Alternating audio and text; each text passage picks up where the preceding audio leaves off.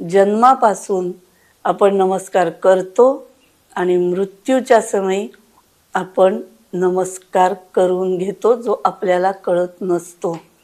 ह्याच्यावर एक मला आठवण आठवते की मी स्वामी विवेकानंदांचं पुस्तक म्हणजे त्यांची पुस्तकं खूप वाचते. ज्या वेळेला स्वामी विवेकानंद नाही राहिले तर हे त्यांच्या आईला कळलं. तर त्यांची आई होती तेव्हा, तर त्यांची आईने त्यांना नमस्कार केला आणि त्या पुस्तकात एक वाक्य असं लिहिलेलं होतं की आता हो मी आई असेन तरी आता मी तुला नमस्कार करते, कारण आता तू खूप मोठा झालायस, तू खूप मोठ्या ठिकाणी चाललायस, तुझ्या प्रवासाला सुरुवात झाली, म्हणून मी तुला नमस्कार करते.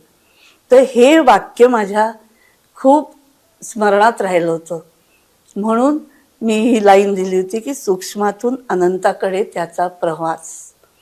आता हा ईश्वर जो आहे, हा ईश्वर आपल्याला क्षणोक्षणी भेटत असतो आणि तो भेटत राहावा म्हणूनच नित्य राहावे त्या